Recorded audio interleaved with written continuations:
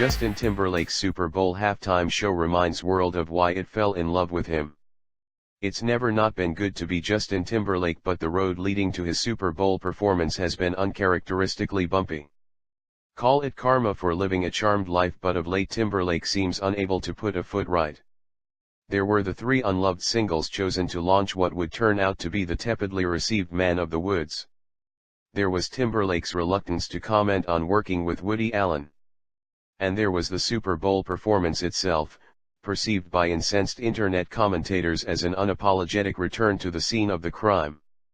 14 years earlier, Timberlake single-handedly gave birth to the world of Twitter outrage by exposing Janet Jackson's nipple and not, in the eyes of the online Judiciary Committee, displaying sufficient penitence.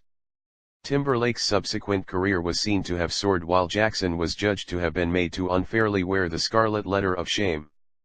The rumor that Timberlake was planning to commemorate performing in the Minneapolis U.S. Bank Stadium by duetting with a Prince hologram whipped up even more internet ill-feeling that the former Mouseketeer was returning to the Super Bowl to desecrate another black icon. As it turned out, Justin Timberlake's 12-minute performance at the halftime show bore the influence of another star. Last year, Lady Gaga played the Super Bowl.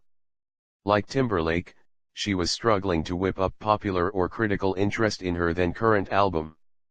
She made the pragmatic choice to more or less ignore her underwhelming fresh material and tear through a smartly choreographed medley of her greatest hits designed to remind the vast audience why they liked her in the first place. Gaga's Super Bowl show was regarded as a triumph, though it didn't cause anyone to re-evaluate Joanne as an overlooked masterpiece. Timberlake took a similar tack. While he inflicted a few bars of the recent, turgid filthy on an intimate backstage audience, he speedily segued into a seamless playlist of the most appealing songs from his bulging back catalog. Rock Your Body led into snatches of Sexy Back, My Love and Cry Me a River.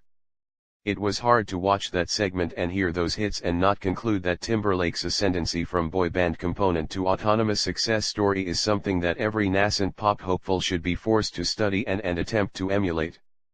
Using every inch of the playing field, he fell into step with a marching band for suit and tie and then made his way to the piano. Keeping the attention of a stadium of heavily partisan American football fans during a ballad section is no easy feat. Timberlake played a little of his own until the end of time before a white sheet unveiled to show images of Prince and he transitioned into I Would Die For You from Purple Rain. It felt like an appropriate and heartfelt homage, and the relief that no holograms were involved was palpable. The set ended with Mirrors, the best of Timberlake's latter-day work, and the soundtrack hit Can't Stop This Feeling, which might end up as his last greatest hit. Whether you went into this halftime show a committed supporter, yearning for Timberlake to remind the world not to dismiss him over those 3 dud singles from Man of the Woods, or whether you identified as an internet naysayer rooting for him to stumble, this was a display of consummate professionalism by a guy who doesn't always want to be a pop star. But when he does, we all win.